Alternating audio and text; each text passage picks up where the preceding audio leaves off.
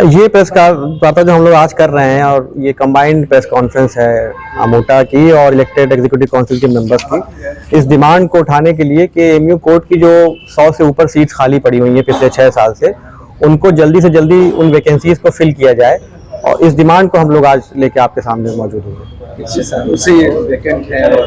ये तकरीबन हमारा जो नॉलेज है उस हिसाब से तकरीबन ये 6 साल से ये सीट्स वैकेंट पड़ी हुई हैं। और इसका जो एक ब्रीफ बैकग्राउंड जो मैं आपको बताना चाहूँगा कि 2022 में जनवरी में उस वक्त के रजिस्ट्रार अब्दुल हमीद साहब ने एक लेटर मिनिस्ट्री को लिखा था।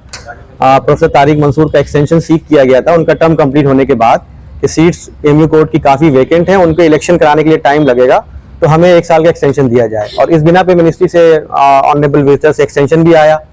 1 साल उनका निकल गया, कोई एमयू कोर्ट की सीटें नहीं भरी गई। उसके बाद गुल्लेश साहब एक्टिंग वाइस चांसलर बने, 1 साल उनका निकल गया, इन सीट्स पे कोई ध्यान नहीं दिया गया।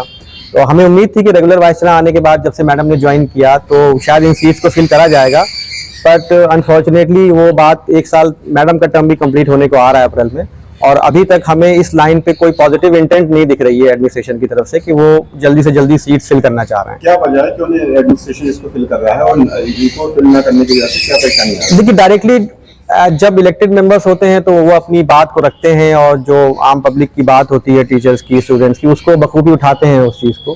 तो मुझे लगता है कि ये एडवोकेज्म का जो कल्चर चल रहा है कैंपस में, उसी को बढ़ावा दिया देना चाह रहा है एडमिनिस्ट्रेशन, और चाहता है कि वो जो डिमांड सिलेक्टेड मेंबर्स उठाते हैं वो ना उठा पाएं। चर्चाएं ये भी की जा रही हैं कि यूनिवर्सिटी के अंदर अब जो सीटें वैकेंट थी उनको भरने की तैयारी की जा रही है इसी कोर्ट के जरिए। जिस तरह से जैसे कि एक पोस्ट बहुत इंपॉर्टेंट है वो है चांसलर की, तो चांसलर की पोस्ट को भरने के लिए किस तरह की चीजें सामने? हाँ, ये देखिए, हमने ऑफ द रिकॉर्ड ये बातें सुनी है कि चांसलर क्योंकि एक्स ऑफिशियो मेंबर है तो उसी हिसाब से मैनिपुलेशंस करना आसान होता है उनको वोट देने के लिए।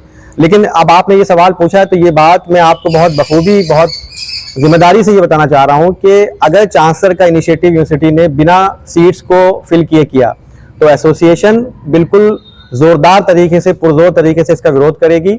और कोई भी शख्स ऐसा जिस पे चार्जेस हैं पुराने, अगर कोई भी दागदार आदमी को चांसलर बनाने की कोशिश करी गई तो हम सड़कों पे निकल के हम ये धरने प्रदर्शन और जमाने को ये बात बताएंगे कि इस यूनिवर्सिटी को एक कायदे का बेदाग चांसलर चाहिए, ना कि ऐसा कि जिसपे बहुत सारे दाग लगे हुए। कोर्ट में इलेक्टेड मेंबर्स कितने होते हैं?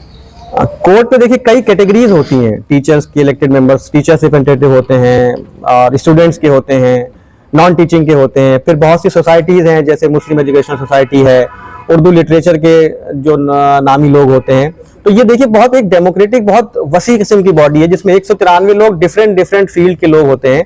तो जो डेमोक्रेटिक दायरा है वो बहुत बड़ा होता है, और उस दायरे को अनफॉर्चुनेटली एडमिनिस्ट्रेशन डेलिबरेटली खत्म कर रहा है कि वो दायरा कम करता चला जा रहा है। यही हम तो कहना चाह रहे हैं ना कि आज हम यहाँ बैठे हैं मजबूर होकर, बहुत हैवी हार्ट से बैठे हैं। हम एक उस कैंपस में बैठे हैं जिसको हमारे प्राइम मिनिस्टर नरेंद्र मोदी जी ने सेंटेनरी सेलिब्रेशन में कहा था मिनी इंडिया। उस मिनी इंडिया में को हम जो देख रहे हैं कि हम बड़े गर्व से कहते हैं कि हम उस भारतवर्ष के नागरिक हैं जो वर्ल्ड की लार्जेस्ट डेमोक्रेसी है। और इस मिनी इंडिया में डेमोक्रेसी का क्या हाल है आप देख रहे हैं। डेमोक्रेसी बिल्कुल नहीं बहाल हो रही है, बिल्कुल पामाल की जा रही है। और आज मजबूर होकर के हम बहुत हैवी हार्ट से यहाँ बैठे हैं। इस वजह से बैठे हैं कि तमाम रिप्रेजेंटेशन के बावजूद, लेटरबाजी के बावजूद, ईसी मेंबर्स ने इस वॉइस को रेज किया ईसी मीटिंग्स में, लेकिन बिल्कुल अनसुनी की जा रही है। और ये डेमोक्रेटिक प्रोसेस जब तक बहाल नहीं किया जाए तब तक पारदर्शिता किसी सिस्टम में मेंटेन नहीं की जा सकती। और चूंकि यही वजह है कि पारदर्शिता नहीं मेंटेन हो रही है, हमें मजबूरन आज यहाँ बैठना पड़ा है इस बात को कहने के लिए कि ये बात आप लोगों के द्वारा तमाम लोगों तक पहुंचाई जाए कि एएमयू में पारदर्शिता मेंटेन नहीं हो रही है, क्योंकि डेमोक्रेटिक प्रोसेस मेंटेन नहीं किया जा रहा है। कोर्ट की 100 सीटें खाली हैं, टीचर्स का कोई रिप्रेजेंटेशन नहीं है, नॉन टीचिंग का कोई रिप्रेजेंटेशन नहीं है, स्टूडेंट्स का कोई रिप्रेजेंटेशन नहीं है, प्रोमिनेंट मुस्लिम्स का कोई रिप्रेजेंटेशन नहीं है। इतनी सारी मुस्लिम एजुकेशनल सोसाइटीज और तमाम बॉडीज हैं जिनका कोई रिप्रेजेंटेशन नहीं है। जब इतनी सारी बॉडीज वैकेंट हैं तो आप किसी भी चीज को कैसे 50% से कम भी की तादाद में कैसे पास कर सकते हैं? जो हाईएस्ट गवर्निंग बॉडी है वो है एएमयू कोर्ट। एएमयू कोर्ट की मीटिंग ही नहीं कर रहे हैं। और जो मीटिंग हुई एक, उसका हाल आपने देख ही लिया कि वो कोर्ट में पहुंच गई। तो हमारा कहना यही है कि आप इसको भरिए और एएमयू को जो एक डेमोक्रेटिक प्रोसेस है उसको मेंटेन करिए, पारदर्शिता लाइए सिस्टम में, बस यही हमें कहना है। कहाँ तक जाएगी? तो इसके लिए जाएगी, अभी तो हमने प्रेस कॉन्फ्रेंस की है और अगर जरूरत पड़ेगी तो धरना होगा, हंगर स्ट्राइक भी हो सकती है, प्रोटेस्ट मार्च भी निकाल सकते हैं और भी लोगों को इनवाइट कर सकते हैं अपने प्रोटेस्ट में। हस्ताक्षर अभियान भी चलाएंगे पहले।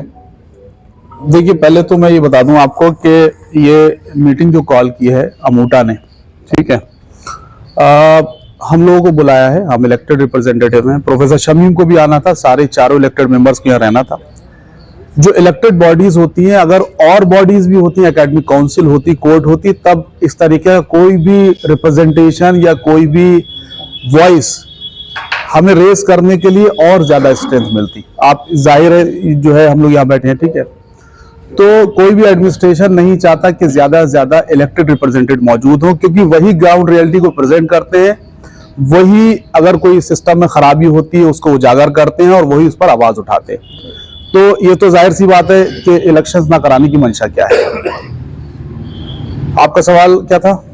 क्या मंशा लग रही है? सीटें नहीं भरी जा रही हैं, ऐसे कह रहे हैं। मैंने बताया ना कि मंशा तो यही है कि ज्यादा स्ट्रांग वॉइस नजर ना आए, ठीक है, ताकि एडमिनिस्ट्रेशन जो अपनी मर्जी की चीजें करना चाहता है, चाहे वो स्टैच्यूज के खिलाफ ही क्यों ना हो, वो आसानी से कर पाए, बस यही मंशा है। किसके दबाव में? क्या करेंगे? किसके दबाव में? जी, आप लोग क्या करेंगे? देखिए, हम लोगों को तो मैं आपको बताऊं कि हम लोगों ने तो अपनी वॉइस जो है ईसी में कई बार रेस की है। जैसे मोइन साहब ने बताया कि ईमेल के थ्रू ईसी में वॉइस रेस करके इसकी इंपॉर्टेंस को हमने बताया कि कोर्ट के इलेक्शंस होना क्यों इंपॉर्टेंट है। देखिए, दो अलग अलग बॉडीज है, अमूटा का फंक्शन अलग होता है, एग्जीक्यूटिव काउंसिल एक तरीके से देखा जाए एडमिनिस्ट्रेटिव एक काउंसिल है, उसका फंक्शन अलग होता है। हम वॉइस रेस करते हैं काउंसिल के अंदर, हम रेजोल्यूशन तैयार करते हैं, ठीक है, और इस तरीके के प्लेटफॉर्म को अमूटा लीड करता है।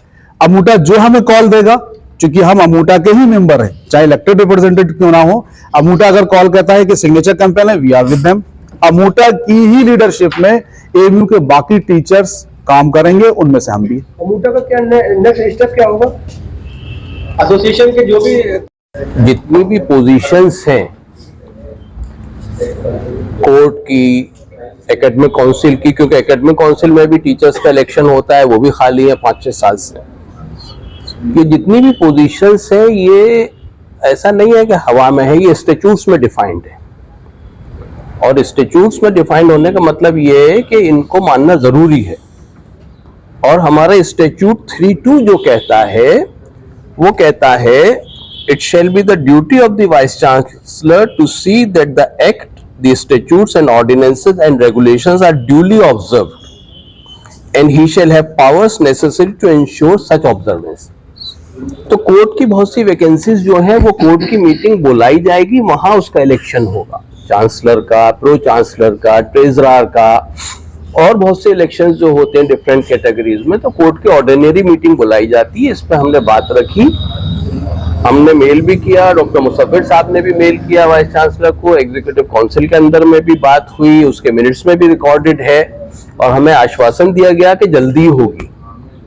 सेक्रेटरी साहब ने लिखा, लेकिन वो जल्दी की घड़ी आती नहीं दिखी, इसलिए सेक्रेटरी साहब ने आज आप लोगों को बुला के ये प्रेस वार्ता रखी। मानना है कि पिछले कई मीटिंग्स में, एग्जीक्यूटिव काउंसिल की मीटिंग में अलग अलग प्लेटफॉर्म से लेटर के द्वारा ये मैटर उठाया जाता रहा है कि एग्जीक्यूटिव जो कोर्ट मेंबर्स की जो सीटें खाली हैं, तमाम एकेडमिक काउंसिल की भी जो सीटें खाली हैं, उनको फिल किया जाए, क्योंकि डेमोक्रेटिक फंक्शनिंग यूनिवर्सिटी की अच्छे तरीके से चल सके। किसी भी इंस्टीट्यूशन को चलने के लिए उसके डेमोक्रेटाइजेशन का इंपॉर्टेंट रोल रहता है, जो एएमयू में कई ऐसे इंस्टीट्यूशंस हैं, कई ऐसे एजेंसीज हैं जिसमें नहीं है। जैसे कोर्ट मेंबर्स की बात करें, एकेडमिक काउंसिल की बात करें, उसमें टीचिंग और नॉन टीचिंग दोनों का रिप्रेजेंटेशन नहीं है। कोर्ट में टीचिंग, नॉन टीचिंग का, और एकेडमिक काउंसिल में टीचिंग का। ये जरूरी होता है कि वॉइसेस ऑफ द पीपल को भी वहाँ उसका रिप्रेजेंटेशन मिले, दोनों बॉडीज में। तो पिछले कई जगह पे, कई बार, कई मुद्दों पे बात की गई, प्लेटफॉर्म से बात की गई, अभी तक उसका कोई हल निकल के नहीं आया। हमने अपने सारे रिसोर्सेज एग्जॉस्ट करने के बाद में प्रेस कॉन्फ्रेंस किया और ये पैगाम पहुंचाने की कोशिश कर रहे हैं कि इनके इलेक्शंस जल्द से जल्द कराए जाए, ताकि डेमोक्रेटिक फंक्शनिंग हो पाए सारे बॉडीज की। पहले सबसे जरूरी चीज है ये समझना कि हम जो डिमांड कर रहे हैं वो हम कोई नई चीज की डिमांड नहीं कर रहे या हम कोई प्रोविजन क्रिएट करने की बात नहीं कर रहे। जो पार्लियामेंट ने एक्ट पास करके और उसके तहत जो स्टैट्यूट्स बने हुए हैं उसमें जो प्रोविजंस दिए गए हैं कि यूनिवर्सिटी कैसे चलेगी, उनमें कौन कौन सी बॉडीज हैं और बॉडी से कौन मेंबर होंगे, हम उसकी डिमांड कर रहे हैं। तो यानी जो मुल्क का कानून है हम उस कानून को नाफिज करने की बात कर रहे हैं। तो अगर यूनिवर्सिटी उसको नहीं कर रही तो इसका मतलब यह है कि वो पार्लियामेंट को डिसऑनर कर रही है। और जो हमारी चीजें बनाई गई हैं, जिस तरह से हमारे सरकार ने सोचा या पार्लियामेंट ने सोचा कि ये यूनिवर्सिटी चलेगी, ये उस तरह से नहीं चला रहे, उसके खिलाफ जाके चला रहे हैं। और उसके पीछे अगर आप किसी कानून के खिलाफ जाते हैं तो इसका मतलब आप समझते हैं कि आप कोई अपनी पर्सनल एजेंडा को आप उसको चलाना चाहते हैं। तो इसका मतलब आप मुल्क के कानून के डिसरिगार्ड कर रहे हैं और पर्सनल एजेंडा पे काम कर रहे हैं।